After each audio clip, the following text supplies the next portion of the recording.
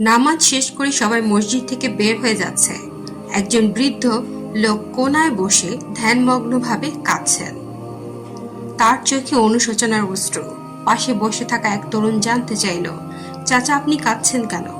বৃদ্ধ লোকটি ধীরে ধীরে বললেন, ছেলে, আমি আজ অনেক বছর পর বুঝেছি জীবনের সফলতা শুধু নামাজ, রোজা বা হজে নয়, বরং হৃদয়ের পবিত্রতা, মানুষের প্রতি হিংসা বিদ্বেষ মুক্ত মন ও সত্যবাদিতা সবচেয়ে বড় গুণ। আমি সব করেছি, কিন্তু ঈর্ষা ছাড়তে পারিনি।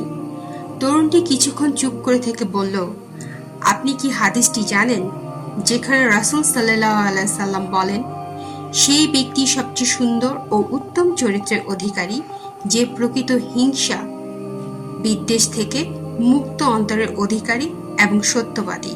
আল হাদিস। বৃদ্ধ লোকটি মাথা নত করে বললেন, জানি, কিন্তু আমল করতে পারিনি। আমার প্রতিবেশী এক ব্যবসায়ী ছিল, সে দান করত, সবাই তাকে সম্মান করত, অথচ আমি কেবল তার সফলতা দেখে হিংসা করেছি।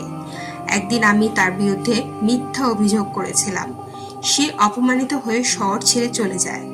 আর আজ আমি শুনেছি সে ক্যান্সারে মারা গেছে। আমি ক্ষমা চাওয়ার সুযোগটাও পেলাম না। তরুণটি তার হাত ধরে বলল, আল্লাহর রহমত অশেষ।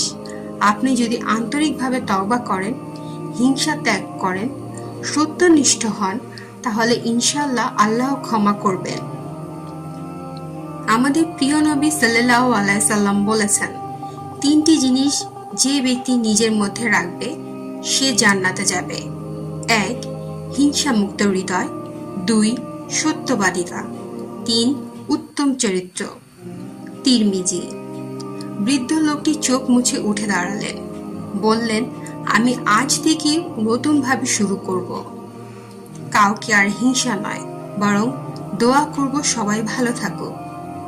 এই গল্পের মাধ্যমে আমরা একটি গুরুত্বপূর্ণ শিক্ষা পাই। আমল এবং ইবাদতের পাশাপাশি হৃদয়ের পবিত্রতা, সত্যবাদিতা এবং হিংসা বিদ্বেষ থেকে মুক্ত থাকা ইসলামের অত্যন্ত গুরুত্বপূর্ণ। হিংসা একজন মানুষকে ভিতর থেকে ধ্বংস করে দেয়, আর সত্যবাদিতা ও উত্তম চরিত্র মানুষের মর্যাদা বাড়িয়ে দেয় দুনিয়া ও আখিরাতে। আসুন আমরা সবাই হৃদয়কে হিংসা বিদ্বেষ অহংকার মুক্ত করি, সত্যকে আঁকড়ে ধরি এবং উত্তম চরিত্র অর্জনে সচেষ্ট হই।